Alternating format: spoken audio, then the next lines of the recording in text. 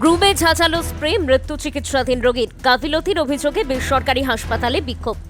চিকিৎসায় গাফিলতির অভিযোগকে কেন্দ্র করে উত্তেজনা ছড়ালো দুর্গাপুরের সিটি সেন্টারের একটি বেসরকারি হাসপাতালে। রবিবার চিকিৎসাধীন এক রোগীর মৃত্যুর পর হাসপাতাল চত্বরে বিক্ষোভে সামিল হন মৃতের পরিবার, আত্মীয় পরিজন ও স্থানীয় বাসিন্দারা।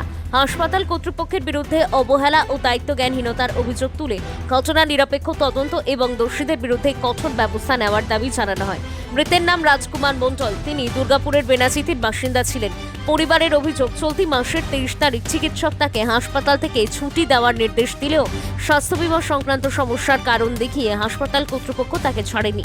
পরিবারের আরও দাবি, হাসপাতাল কর্তৃপক্ষ পরে জানায় যে রোগীর কক্ষে ঝাঁঝালো স্প্রে ব্যবহারের ফলে তার শারীরিক অবস্থার অবনতি হয়েছে। এরপর অবস্থার আরও অবনতি ঘটলে রবিবার তার মৃত্যু হয়। রোগীর মৃত্যুর খবর ছড়িয়ে পড়তেই ক্ষোভে ফেটে পড়েন পরিবারের সদস্যরা।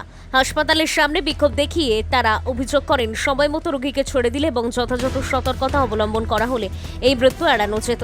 ঘটনার পূর্ণাঙ্গ তদন্তের পাশাপাশি দায়ীদের বিরুদ্ধে আইনি পদক্ষেপের দাবিও তোলেন তারা। তবে হাসপাতাল কর্তৃপক্ষের পক্ষ থেকে এই অভিযোগের বিষয়ে এখনো পর্যন্ত কোনো আনুষ্ঠানিক প্রতিক্রিয়া পাওয়া যায়নি। ঘটনাকে কেন্দ্র করে এলাকায় ব্যাপক চাঞ্চল্যের সৃষ্টি হয়েছে। আমার পেশেন্ট তো নর্মালি অ্যাডমিট করেছিলাম, লাঞ্চের প্রবলেম নিয়ে অ্যাডমিট করার পর পেশেন্ট কন্ডিশনে ছিল। তারপরে ডাক্তার ডিসচার্জ লিখে দেয়। ডিসচার্জ করে দেওয়ার পরে তো ইন্স্যুরেন্স ক্লেম হয়। ক্লেমে এদের গাফিলতি ছিল। এদের গাফিলতি এরা করার জন্য ইন্স্যুরেন্সে ক্লেম এরা প্রপারলি না করার জন্য ইন্স্যুরেন্স ডিনাই করে দেয়। ইন্স্যুরেন্স ডিনাই করে তার মধ্যে পেশেন্ট আমরা হসপিটালে থাকতে থাকতে এদের এখানে কিছু পেস্ট কন্ট্রোল স্প্রে করা হয় ফ্লোরে। করার পর পেশেন্টের কাশি স্টার্ট হয়। কাশি স্টার্ট হওয়ার পর থেকে পেশেন্টের শ্বাসকষ্ট আবার হয়ে যায়। তারপরে সেই পেশেন্টকে আইসিইউতে কালকে মুখ আবার ট্রান্সফার করে আইসিইউ থেকে ফির ভেন্টিলেশনে নিয়ে যায়।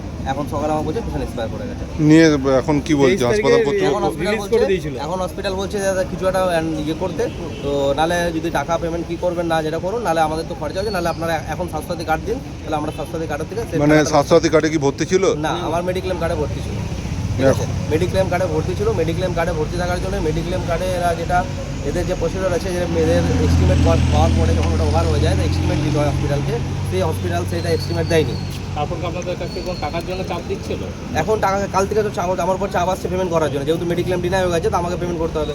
এবার আমি সেখানে মেডিক্লেমটা কি আপনাদের গাফিলতি না ওদের গাফিলতি? মেডিক্লেম ওদের গাফিলতির জন্য হয়েছে। ওরা ইনিশিয়াল অ্যাপ্রুভাল, মেডিক্লেমের হচ্ছে ইনিশিয়াল একটা অ্যাপ্রুভাল আসে। ইনিশিয়াল অ্যাপ্রুভাল আসার পরে আবার ওদেরকে যদি এস্টিমেট ক্রস করে যায় ওদেরকে এস্টিমেট পাঠাতে হয়, যেটা এরা ডিনাই করছে যেন আমরা পাঠাই না। বাট এটা অ্যাজ পার আইআরডি এর রুলস ওয়াইজ এটাই আছে, ঠিক আছে। বাতাল পেপার সেল আমি আপনাদের প্রোভাইড করে দিচ্ছি। ট্রিটমেন্ট কি ঠিক হয়েছিল? প্রথমে চিকিৎসা ঠিক হয়েছিল, আমার পেশেন্ট সুস্থ ছিল। তারপরে হসপিটালের গাফিলতিতে যে আমার পেশেন্ট কন্ডিশন খারাপ হতে সেই পেশেন্টকে আইসিইউ নিয়ে গিয়ে ভেন্টিলেশনে নিয়ে গিয়ে পেশেন্ট আমার মেরে দিলেন। কি চাইছেন এখন, কি চাইছেন? আমি চাইছি এরকম কিছু ব্যবস্থা করুক। পুলিশকে জানিয়েছেন? হ্যাঁ, পুলিশ রয়েছেন, পুলিশ এসেছেন, পুলিশ ভিতরে আছে। কি নাম আপনার? আমার নাম সুরজিৎ মণ্ডল। কে হয় আপনার? আমার বাবা। পেশেন্ট হচ্ছে রাজকুমার মণ্ডল, আমার বাবা।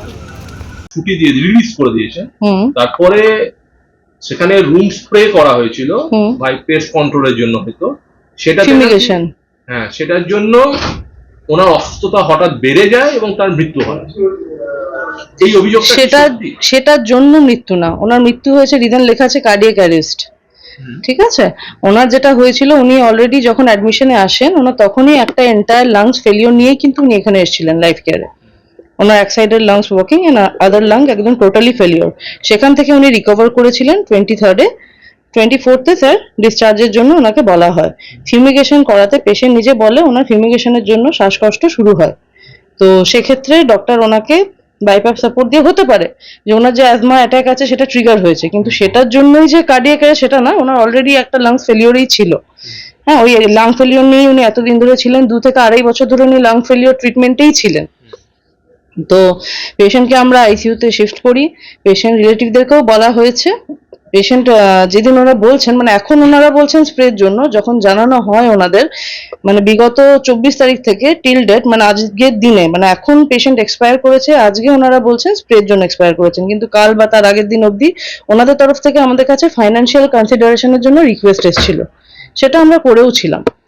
এখন যেটা হচ্ছে, আমরা ওনাদেরকে বলেছি যে গো ফর পোস্টমর্টম দেন, এছাড়া তার কোনো উপায় নেই। মানে যখন ম্যানেজমেন্টের উপরে ওনারা ক্লেম করছেন, পোস্টমর্টম ছাড়া আমরা সেকেন্ড কোনো উপায় দেখছি না। পোস্টমর্টমে আপনাদের ক্লিয়ার পিকচার আসবে যে স্প্রের জন্য হয়েছে না কার্ডিয়াক অ্যারেস্ট না লাং ফেলিওর। তো দেখা। Bureau report, news বঙ্গলেখনী।